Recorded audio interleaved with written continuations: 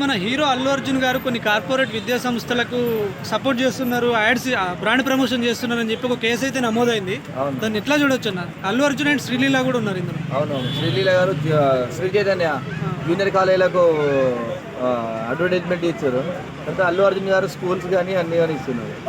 నేను అల్లు అర్జున్ గారికి ఒకటే చెప్పదలుచుకుంటున్నా అండి, తెలుగు రాష్ట్రాలల్లో అల్లు అర్జున్ అంటే ఒక మంచి ఇమేజ్ ఉన్నటువంటి హీరో.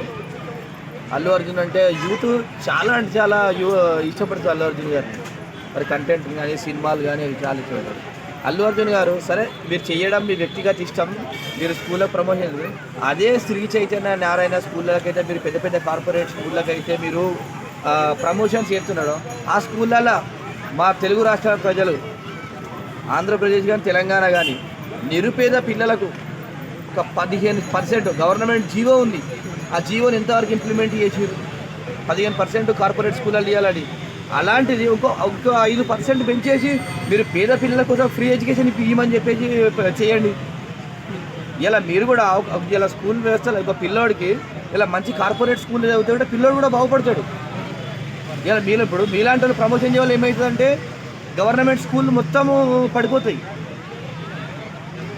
ఇలా కార్పొరేట్ వ్యవస్థలో అయితే ప్రతిసారి చూస్తున్నాం మీలాంటి వాళ్ళు అడ్వర్టైజ్మెంట్ అని డబ్బులతో మొత్తం వాళ్ళ ర్యాంకులు చూసుకుంటే ప్రతి సంవత్సరం అండి నేను పుట్టినప్పటి చూస్తున్నా 1, 2, 3 1, 2, 3 అనేటువంటి వాళ్ళ ర్యాంకులు వస్తున్నాయి. ఇప్పుడు ప్రొడక్ట్స్ అంటే పక్కన పెట్టండి, ఇలాంటి విద్యా వైద్యం విషయంలో కూడా ఇలాంటి కార్పొరేట్ సంస్థలకు వీళ్ళు సపోర్ట్ చేయడం వల్ల పేదవాళ్ళకి ఎంతవరకు న్యాయం జరుగుతుంది? అసలు చదువుకోగలుగుతారా పిల్లలు? ఏడవుతారండి. ఒక స్కూల్లో డబ్బులు ఉన్న వాళ్ళు ఇలాంటి పెద్ద పెద్ద వాళ్ళు పిల్లలు చదువుకుంటారు, వాళ్ళకు కొంచెం ప్రమోషన్స్ ఉన్నాయి. ఇవాళ మనము గవర్నమెంట్ వ్యవస్థలో కూడా డబ్బులు ఉన్న వాళ్ళు ఉంటారు, డబ్బులు లేని వాళ్ళు ఉంటారు, మధ్యతరగతి వాళ్ళు ఉంటారు. ఇలా మరి అలాంటి కార్పొరేట్ స్కూళ్ళల్లో ఇలా పేద విద్యార్థుల కోసం ఎందుకు మరి మాట్లాడలేదు అల్లు అర్జున్ గారు?